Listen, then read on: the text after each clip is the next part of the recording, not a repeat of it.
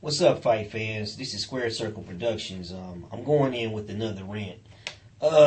This one's on a pretty touchy subject, you know what I'm saying? And it's kind of hard to really approach it in a sense, man. I just want to put it out there that this is with all due respect, you know what I'm saying? I mean, hey, the shirt says it all. But this is with all due respect to Bruce Lee. But it's some things I got to get off my chest and clear the air.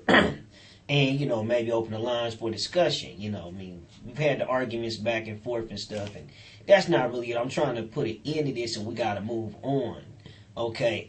This is called Bruce Lee Critical Analysis. Okay, the other day I was watching some on my Facebook, somebody had posted a little thing, and it was Michael J. White was on a show called The Dish. And they was asking different questions about, you know, his experiences in martial arts and different things, you know. And one of the questions was asked about Bruce Lee and, you know, do he feel like he could beat Bruce Lee, something to that effect. And he said, yeah, he would beat him.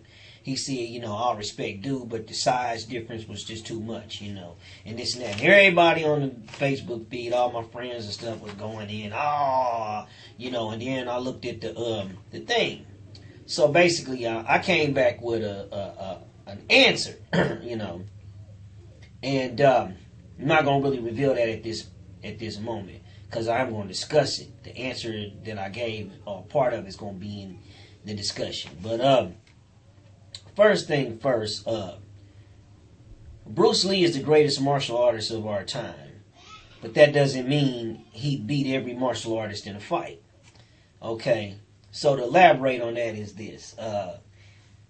Without a doubt, he was clearly the best martial artist of our time, you know, in this era. I'm talking from the 60s up to now, you know, he was the greatest. You know, up until the time of his death, you know, and then his impact reached beyond that, and it's still reaching. Okay, hence this rant. But realistically, he wouldn't be able to beat every single one of the great martial artists that just his contemporaries and beyond, you know, beyond all the great martial artists that have come up. And I'm not talking about movie actors. I'm talking, you know, I'm not just including them or just being specific to them. I'm talking about world karate champions. I'm talking about Sandal champions. I'm talking about shoot fighting champions. I'm talking about Pride. I'm talking about UFC. I'm talking about K1. I'm talking about the boxing champions. I'm talking about all fight related type fight sport related athletes. Okay, top wrestlers, whatever. You know, if you grapple, box, whatever, you physically tussle with another man, you know, or woman, you know, then I'm including you in this discussion. Okay, but realistically, you know, you got to look at it. If we're talking about just a pure combat situation, I mean, I could not justify not leaning towards Bruce Lee, you know, pure combat. But if you want to start talking about boxing, kickboxing, MMA, whatnot, you know, he could easily get beat by a lot of these guys. I mean, you're looking at it like from a standpoint of Michael J. White would be considered a heavyweight, or at least a light heavyweight. Boxing, he'd be considered like a cruiserweight, possibly even a heavyweight. Okay, so what you're really basically saying is that a heavyweight should be able to beat, a heavyweight boxer should be able to beat a welterweight boxer in a 10 to 12 round boxing match. You understand what I'm trying to say? That's like Floyd Mayweather may be the greatest pound for pound, but he's not going to be able to beat no Deontay Wilder, not no 12 round fight. You understand what I'm trying to say? It's not going to happen. You know. Now, on that note, in a 3-round or less type fight, or 3 rounds or so, yeah, you know, it's possible that a much smaller man could steal some rounds and just use his quickness and speed and elusiveness and stay away from his power for 3 rounds, 9 minutes. But when you start talking about 6, 7, 8, 9, 10 rounds, man, it's going to favor the bigger guy. So, and it's not a diss to Bruce Lee. It's just saying that, man, at the end of the day, he had a wide skill set. And if you limit what he can do to specific things, then it creates a more even matchup.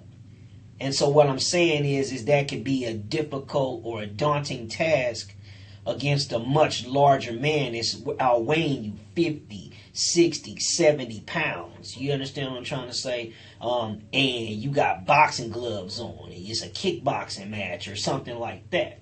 Or we just say it with grappling. I mean, we got to look at this realistically. Bruce Lee could be touched.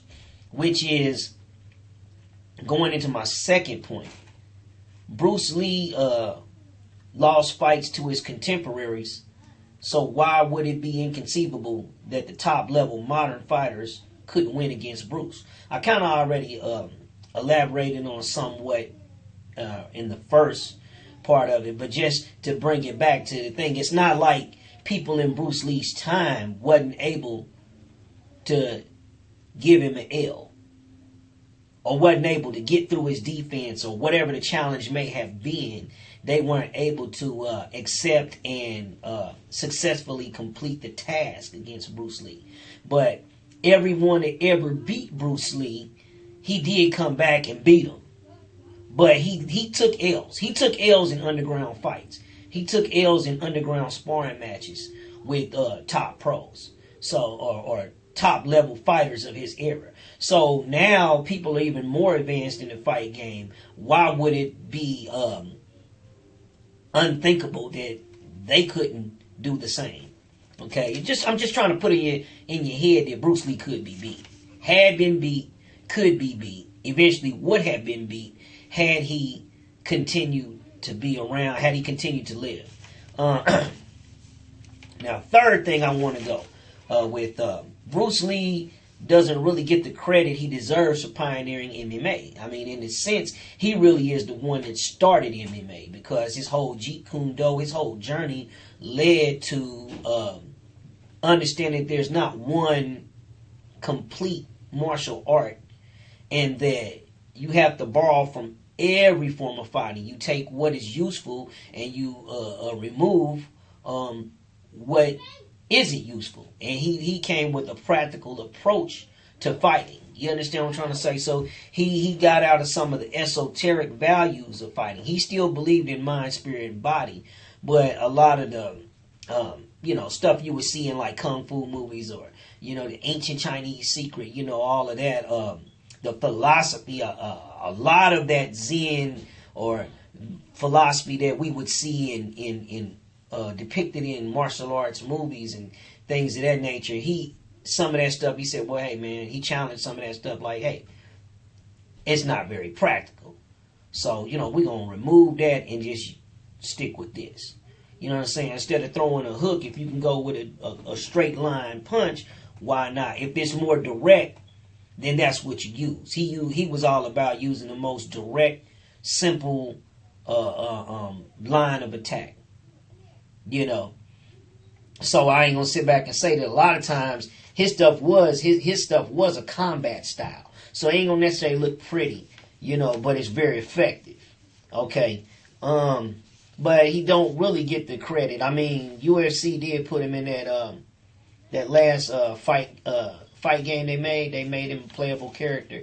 So they did reach out and say, well, yeah, they do recognize him as the father or the grandfather of MMA. But it seems like the Gracies get all the credit when you start talking about UFC.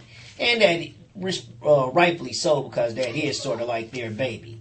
But at the end of the day, Bruce Lee had a lot to do with mixing the different martial arts and blending it, So we will say that.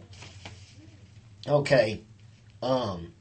Because Bruce Lee never won major championships in any kind of fight organization, Bruce Lee has many detractors who claim he was just an actor or a paper tiger.